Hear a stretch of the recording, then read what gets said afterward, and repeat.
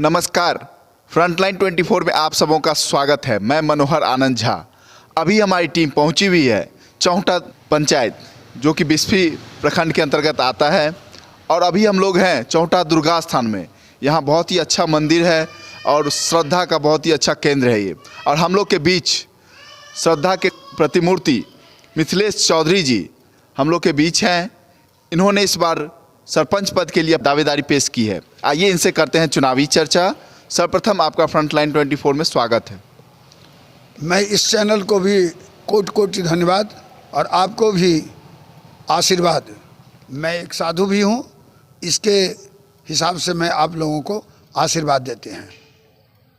Sir, आप तो पूर्व से समाज सेवा से जुड़े होंगे, आस्था से जुड़े होंगे। इस बार आपके मन में क्या विचार आया जो आपने सरपंच पद के लिए अपनी दावेदारी की है और लोगों के बीच जा रहे हैं? हमने देखा, मेरे पूर्वजों यहाँ का नेतृत्व करते थे। जब से भारत स्वतंत्र हुआ तब से मेरे दादाजी अनकंटेस्टेड मुखिया हुआ करते थे। उसके बाद मेरे चाचा हुए। उसके बाद मेरे पिताजी 44 वर्ष मुखिया रह करके अपने शरीर को छोड़ दिए। उसके बाद हम लोग ने सोचा कि समाज को अब थोड़ा दिन के लिए विश्राम कर दिया जाए, जिसमें हमारा अंतराल 12 साल हो गया। और 12 साल से हम लोग इधर देखे भी नहीं। मैंने देखा कि ये समाज का रूप जो है बदल रहा है। आपकता खत्म हो गई है। श्रद्धा किसी के साथ नहीं है। किसी को कुछ भी ये नहीं मालूम पड़ रहा है कि समाज कहाँ जा रहा है। इस समाज को कौन रखवा रहा है, इसको मार्गदर्शन करेगा, कौन संस्कृति को बचाएगा।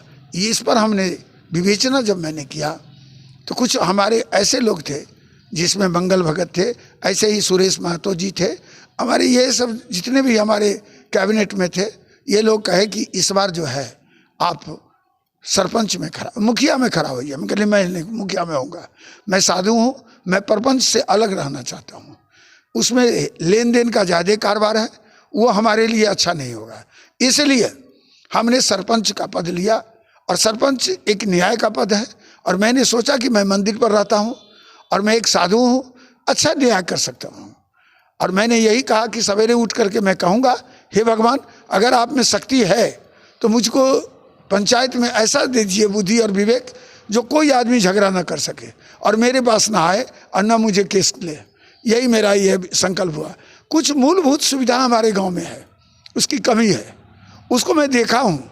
और ये दौरा मैं जब किया हूँ तो एक गरीब से गरीब बच्चे लोगों को देखा हूँ कि ये ठंडक है मगर ये उसके देह पर बदन पर कपड़ा नहीं है। मैंने ये बहुत तरह किया है। बॉम्बे के कुछ चेला को कहा हूँ कि जिस अपार्टमेंट में तुम रहती हो ये ध्यान रखना कि एक कपड़ा का बैंक खोलो और वहाँ जो कपड़ा तुमको मिले उसको गांठ बना करके भेजो और हम अपने पंचायत में सबों को ही कपड़ा बांट सकें, उस गरीब तबके के लोगों को। ये मेरी सोच है।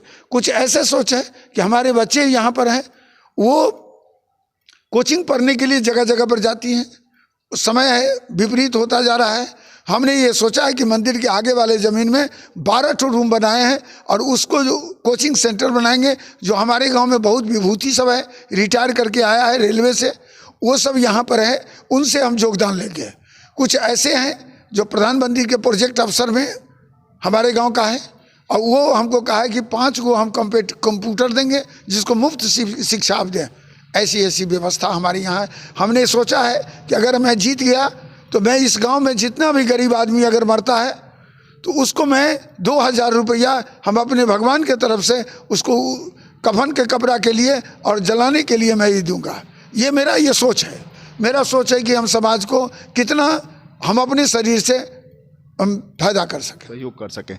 आप लोगों के बीच जाते हैं, लोगों का आपको कैसा जन समर्थन मिल रहा है, कैसा लग रहा है? आप तो पहले से ही काफ़ी प्रचलित है, काफ़ी लोगों के बीच आपका पैठ है, तो इस बार अगर आप एक प्रत्याशी के रूप में जाते हैं तो कैसा आपको वहाँ से फीडबैक मिलता है? हमने देखा है कि एक साधु को कितना अभी भी सम्मान लोग देते हैं। ये मुझे आश्चर्य लगा है। उतना सम्मान मुझे आज तक मुझे नहीं मिला था इस समाज में। हमारा 71 वर्ष का उम्र है।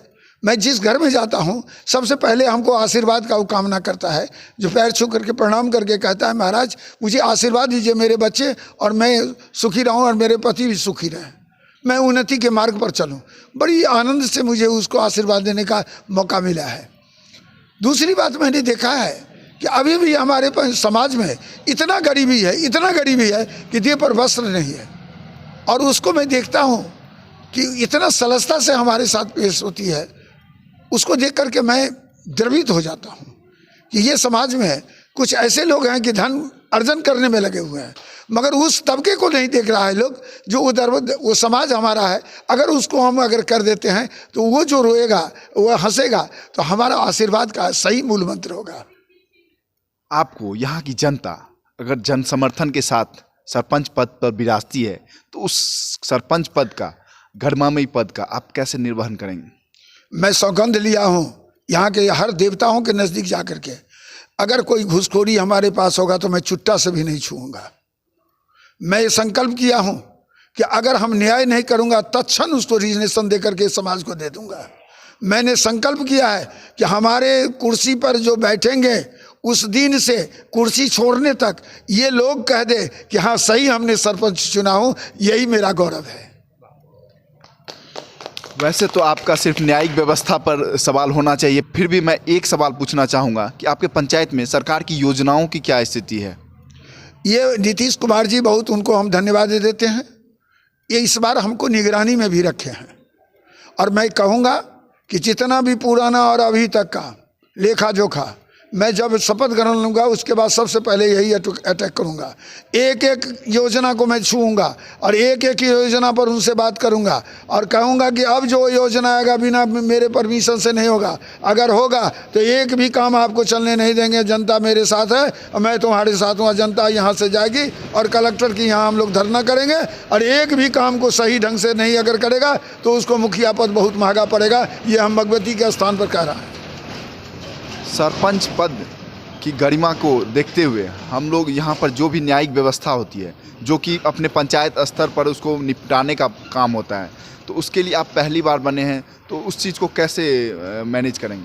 मैंने शपथ ग्रहण के दिन में घोषणा करूँगा, अभी आप हमको इसको कह रहे हैं, मैं उस दिन मैं यही घोषणा करने जा रहा हूँ कि मेरे गाँव का कोई भी आदमी थाना पर नहीं जाएगा।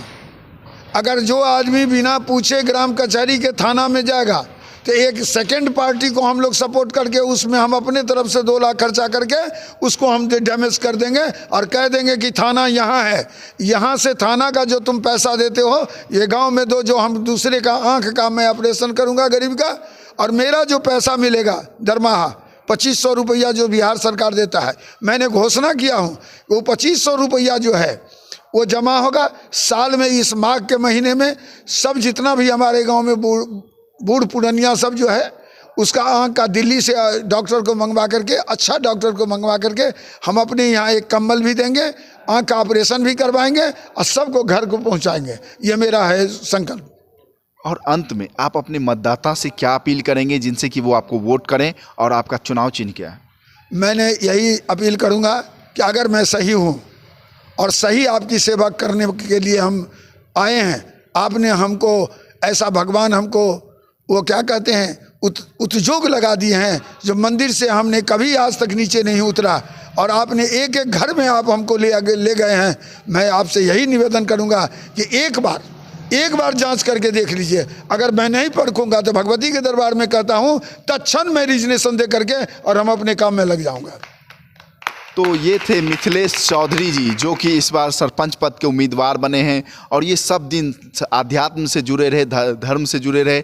इस बार इन्होंने समाज कल्याण के लिए ही सरपंच पद चुना है और लोगों के बीच जा रहे हैं। लोगों को ये भरोसा दिला रहे हैं कि ये अगर जीत के आते हैं तो इस पंचायत में किसी भी तरह का कोई भी मामला ये थाना तक नहीं जाने देंगे, यहीं पे सारा निपटारा करके सामंजस्य के बीच में लोगों का एक निस्वार्थ भावना से सेवा करेंगे। और उसके अलावा भी इन्होंने बहुत सारी घोषणाएं की है।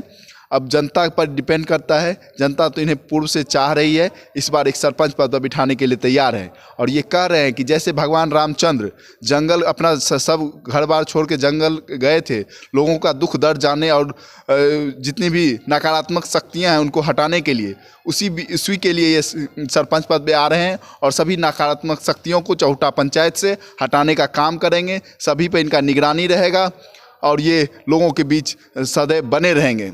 आप भी बने रहिए हमारे साथ। फ्रंटलाइन 24 धन्यवाद।